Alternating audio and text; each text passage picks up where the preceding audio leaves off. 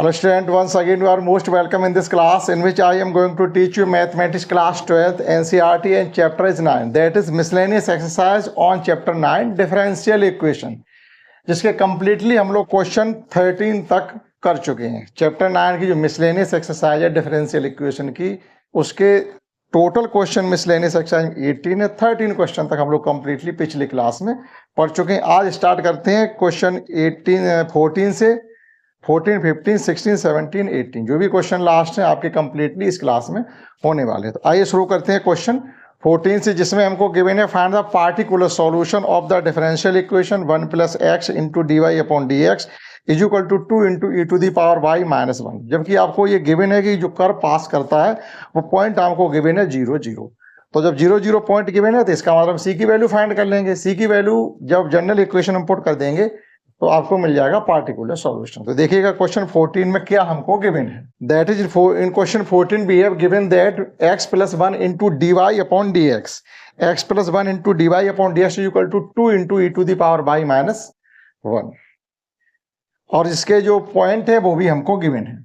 आप चाहो तो अभी मेंशन कर लो, नहीं बाद में आपको शो करना ही पड़े। पॉइंट है हमारे 0,0। इन इस पॉइंट से कर्व पास करता है। हमें पहले क्या फाइंड करना है, इस डिफरेंशियल इक्वेशन का जनरल सॉल्यूशन फाइंड करना है। जनरल सॉल्यूशन के लिए हम क्या करेंगे, वेरिएबल सेपरेट कर लीजिएगा। तो वेरिएबल सेपरेट मींस क्या, बहुत ही आसान तरीके से क्वेश्चन ये रखा हुआ थी, हो जाएगा 1/2 e⁻y-1 dy is equal to में हो जाएगा आपका x + 1 dx। वेरिएबल सेपरेट हो गए। अब आपको यहां पर इंटीग्रेशन करना है इसका। तो इंटीग्रेशन करने के लिए आप क्या करिएगा, इसके न्यूमरेटर डिनोमिनेटर में e⁻y का मल्टीप्लाई कर दीजिएगा। वो क्यों कर रहे हैं कि फिर आपका बन जाएगा f'(x/fx dx। तो उसका इंटीग्रेशन हो जाता log fx। क्लियर है। तो देखिएगा जब हम मल्टीप्लाई करेंगे e⁻y का तो ये e⁻y हो जाएगा। यहां मल्टीप्लाई करेंगे e⁻−y + y न्यूट्रल हो जाएंगे तो एक दूसरे से ये हो जाएगा आपका 2 - e⁻y dy is equal to 1/1 + x dx। अब आप इनका इंटीग्रेशन कर सकते हैं। अब आप देखिएगा इसमें जो डिनोमिनेटर पार्ट है इसका डिफरेंशिएशन आपका न्यूमरेटर पार्ट में रखा हुआ है। डिनोमिनेटर का डिफरेंशिएशन न्यूमरेटर में रखा हुआ है। तो कौन सी कॉन्सेप्ट लग जाती है, आप टी मान के भी कर सकते हो, नहीं तो इस प्रकार भी से भी कर सकते हो, f'(x/fx) दैट इज डिनोमिनेटर का डिफरेंशिएशन न्यूमरेटर में अगर रखा हुआ हो तो इसका इंटीग्रेशन करना हो तो ये हो जाता है आपका log denominator that is log fx। ये कॉन्सेप्ट इसमें हम यूज करेंगे। Now integrating both side we get, लेकिन ये माइनस और ये ध्यान रखेंगे आप, ये माइनस है तो एक तरीके से माइनस लेकर चलेंगे, -log 2 - e⁻−y + y। इसका इंटीग्रेशन भी हो जाएगा log x + 1 + log c। It can be written as, ये माइनस साइन है तो हम इसको इस प्रकार से भी लिख सकते हैं, log 1/2 - e⁻y is equal to log c * x + 1 first. अभी फर्स्ट चाहे ना भी कंसीडर करिएगा क्योंकि ये आपका log से log कैंसिल हो रहा था, ये हो जाएगा आपका 1/2 - e⁻y is equal to c * x + 1। Since curve passes through 0,0 that is these point will satisfy equation first। जब 0,0 से पास कर रहा तो ये पॉइंट इसको सेटिस्फाइड करेंगे, दैट इज ये हो जाएगा आपका 1/2 और e⁻0 मीन्स 1 हो जाएगा तो ये हो जाएगा आपका 2 - 1 इज इक्वल टू c और इंटू 1। तो कुल मिला के आपका आ गया है c इज इक्वल टू 1 आ गया यहां से। Putting this value of c in first that is from first में जाके वैल्यू पुट करेंगे तो ये हो जाएगा कुल मिला के 2 - e⁻y is equal to x + y। जो भी जनरल सॉल्यूशन होगा बाय की फॉर्म में होगा, तो आप चाहो तो बाय की फॉर्म में भी चेंज कर सकते हो। That is it can be written as 2 - e⁻y is equal to, ये हो गया 1/1 प्लस ये यहां पर टर्म आ गया, ये वहां चला गया क्रॉस मल्टीप्लाई करके, 2 का सब्ट्रैक्शन हो जाएगा, जाके तो इसको लिख सकते हैं e to the power y is equal to 2 minus 1 upon 1 plus, ये साइन माइनस का तो इसको हम उधर लेकर गए, इसको इधर ले आए। अब आप यहाँ से सॉल्व जब करेंगे तो ये हो जाएगा 2 plus 2x minus 1 upon 1 plus x, 2 plus 2x minus 1, तो ये हो जाएगा e to the power y is equal to 1 plus 2x upon 1 plus x। हमें y चाहिए थी, इस नंबर आपका चला जाएगा लॉग में, that is y is equal to log 1 plus 2x और 1 plus x। This is required particular solution of question 14. You can match, and let's understand next question 15. And let's understand next question 15, in which we have given that the population of a village increasing continuously at the rate of proportional to the number of the inhabitants present at any time. Means किसी गांव में जो भी population है वो किस rate से बढ़ रही है, जो भी प्रवासी उस वक्त वहां पर हैं उनके प्रोपोर्शनल के रेशियो में ही अब उस गांव की जनसंख्या इंक्रीज हो रही है। जो भी इनहेबिटेंट्स हैं, प्रवासी हैं, उसके प्रोपोर्शनल रेट में उस गांव की जनसंख्या बढ़ रही है, हमको गिवन। आफ्टर दैट हमसे कहा गया है कि if the population of the village was 20,000 इन 1999, यानी 1999 में उस गांव की जनसंख्या 20,000 थी, फिर 25,000 कब हो गई? आफ्टर 5 ईयर, दैट इज 2004 में। तो वो ये कह रहे हैं कि इसी रेट से अगर ये बढ़ती रहेगी तो आपको ये बताना है कि उस विलेज की जो पॉपुलेशन है वो 2009 में क्या हो गई। तो आपके पास यहाँ पर दो कंडीशन गिवन है, ठीक। एक तो इनिशियल पोजीशन में आफ्टर 2000, 5000 एंड 2099, मतलब 99 से लेकर के 2009 तक ये जो गैप है वो 10 साल का हो जाएगा। तो एक तो आपका t इक्वल टू 0 रहेगा स्टार्टिंग में, जब स्टार्ट ही नहीं टाइम हुआ तब की पोजीशन, फिर after t equal to 5 years है and after t equal to 10 years है। तो इन कंडीशंस का यूज करके हम इसको फाइंड करेंगे। देखिएगा, let the population of the village at any time be y, किसी भी समय उस गांव की जो पॉपुलेशन है बाई मान लेंगे, लेकिन पॉपुलेशन इंक्रीज किस रेट से हो रही है? Proportional to the inhabitants in the village. उस गांव में जो भी इनहेबिटेंट्स हैं उनके प्रोपोर्शनल के रेट से इंक्रीज हो रही, that is it can be written as dy upon dt proportional to y. हमने अगर बाई को कंसीडर किया है कि किसी भी टाइम उस गांव की जो पॉपुलेशन है वो हमने बाई कंसीडर की है, तो जो इंक्रीजिंग रेट है, तो रेट जब इंक्रीज होता है तो हमें t से डिवाइड करना पड़ेगा, that is dy upon dt proportional to by.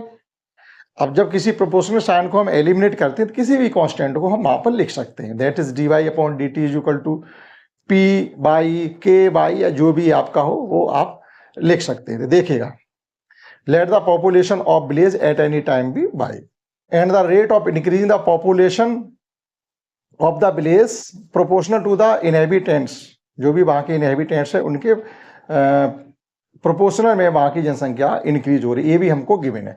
तो हम डायरेक्टली लिख सकते हैं according to question dy upon dt proportional to y, क्योंकि हमने किसी टाइम बाई मानी, तो इसी के प्रोपोर्शनल में जनसंख्या के इंक्रीज होने का रेट गिवन है।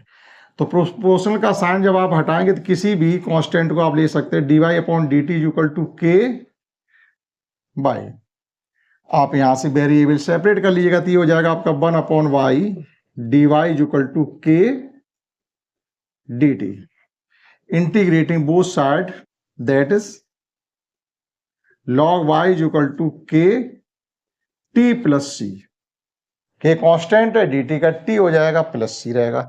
अब ये आपका आ गया है एक जनरल सॉल्यूशन, ठीक। अब इनिशियल जब हमारा टाइम स्टार्ट नहीं हुआ था, हम 1999 की अगर बात करें तो t इक्वल टू तो 0 था, लेकिन उस वक्त उस गांव की जनसंख्या 20,000 थी, तो y इक्वल टू 20,000 रहेगा। तो लिखेंगे इनिशियली y इक्वल टू आपका 20,000 एंड t इक्वल टू 0 है, तो यहां से c की वैल्यू निकल आएगी आपकी, दैट इज ये log 20,000, ये स्टेप 0 हो जाएगा, यहां से आपका कंफर्म c इक्वल टू आ गया है log 20,000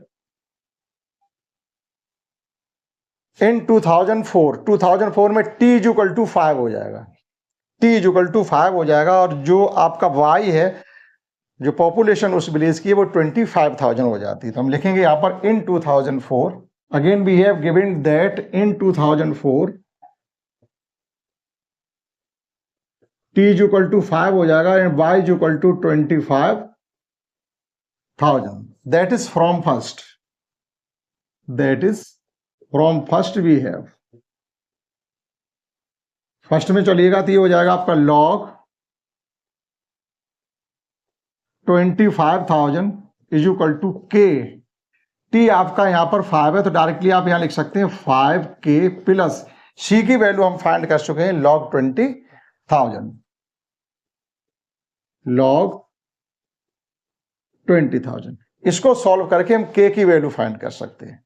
that is 5k is equal to ये हो जाएगा आपका log 25,000 minus log 20,000, log m minus log n, oh, that is can be written as log m upon n, that is log 25,000 upon 20,000। ये 3 zero से 3 zero आपस में cancel out हो जाएंगे और कंप्लीटली नंबर 5 से भी कैंसिल आउट हो रहा, तो 5 जा 25, 5 4 जा, that is k is equal to आपका आ गया 1 अपॉन 5 log 5 अपॉन 4। ये वैल्यू हमने k की भी फाइंड कर ली। ठीक, c की वैल्यू फाइंड हो गई है, k की वैल्यू फाइंड हो गई है, दो कंडीशन से। अब चलेंगे 2009 में। 2009 में पहुंचते पहुंचते t इक्वल टू 10 हो जाएगा। k और c की वैल्यू हमको मालूम है, ये सब चीजें हम वैल्यू फर्स्ट में पुट कर देंगे। Again in 2009 means t equal to आपका हो गया 10, t इक्वल टू 10 ईयर्स, यानी 10 साल का टाइम आपका क्लियर हो गया। k की वैल्यू हमको नॉन है, c की वैल्यू मालूम है, सब कुछ गिवन है, हमें y की वैल्यू यहाँ नहीं मालूम है, जो कि हमें अब फाइंड करना है कि 2009 में वहां उस विलेज की जो पॉपुलेशन है वो अब कितनी हो गई होगी। तो देखिएगा, फर्स्ट में ही चलेंगे, from first log y is equal to k की वैल्यू हम फाइंड कर चुके हैं और t की वैल्यू 10 है, तो यहाँ पर लिख सकते हैं 10 अपॉन 5। t की वैल्यू 10 पुट करेंगे, k की वैल्यू भी यहाँ, यानी t और k का तो मल्टीप्लाई हो रहा, तो हम इसको लिख सकते हैं t की वैल्यू 10 है और ये k की वैल्यू है 1 upon 5 log 5 upon 4 plus c की वैल्यू है हमारी log 20,000। क्लियर, ये आपका यहां से कैंसिल हो गया है 2 टाइम्स, दैट इज log, अब ये 2 मल्टीप्लाई में है तो m log n हो तो log m to the power n हो जाता है, ये स्क्वायर हो जाएगा जाकर के, तो ये कुल मिला के हो जाएगा log 25 upon 16 plus log 20,000। log m plus n means log mn, तो ये हो जाएगा आपका log y is equal to log 25 upon 16 into 20,000। अब इनको सॉल्व कर लीजिएगा। 16 1 जार 16, 16 1 जार 16, यहाँ पर आपका क्या रह गया 4 और ये 40 हो गया, 16 2 जा 32, 8 बच गया, 16 5 जा 80 और 1 0 आ गया, और ये log से log हमारे कैंसिल आउट हो जाएंगे, तो कुल मिला के ये आपका आ गया y is equal to 25 into 1250। ठीक, मल्टीप्लाई कर दीजिएगा, जीरो रहेगा, ये आपका 25 5 जार 125 कैरी 2, 25 2 जार 50, 50 और 12 62 मीन्स 2 कैरी 6, 25 1 जार 25 और 6 31। तो जो 2009 में उस गांव की जो पॉपुलेशन होगी वो आपकी हो जाएगी 31,250। इस प्रकार से आप क्वेश्चन 15 को सॉल्व कर सकते हैं। एक बार फिर समझिएगा कि किसी रैंडम टाइम पर उस गांव की जो पॉपुलेशन थी हमने y कंसीडर कर ली, लेकिन ये y का इंक्रीजिंग रेट है वो आपकी जो किसी भी टाइम पर पॉपुलेशन थी उसके प्रोपोर्शनल में है, तो हम इसको लिख सकते हैं dy upon dt proportional to y। आप प्रोपोर्शनल साइन को आप एलिमिनेट करेंगे तो कोई कांस्टेंट अपनी तरफ से आप रख सकते हैं। तो हमने रख दिया के वाई, अब यहाँ से हमने एलिमिनेट किए, ये आपके वेरिएबल सेपरेट किए, इंटीग्रेट किया, ये आपका मेन इक्वेशन आपको मिल गया। इनिशियली जब टाइम 0 था, स्टार्ट नहीं हुआ था, तब वहाँ बाई की जगह 20,000 गिवन था, हम ये भी लेके स्टार्ट चल सकते थे, लेकिन फिर आपको कोई ना कोई प्रॉब्लम हो सकती थी, इसलिए हमने बाई का यहाँ पर यूज़ किया।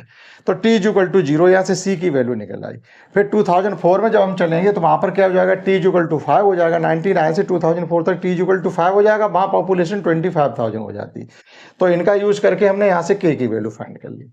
2009 में पहुँचते पहुँचते टी इज इक्वल टू 10 हो जाएगा, सी की वैल्यू मालूम है, के की वैल्यू मालूम है, सभी वैल्यू पता चलने पर हम फिर एक बार क्वेश्चन इक्वेशन फर्स्ट में जाके पुट करेंगे और बाय की वैल्यू को फाइंड करेंगे। क्लियर? इस प्रकार से कर सकते हैं आप क्वेश्चन 15। आइए समझते हैं next question 16। And in question 16 we have given that the general solution of the differential equation by dx minus x dy upon y is equal to 0।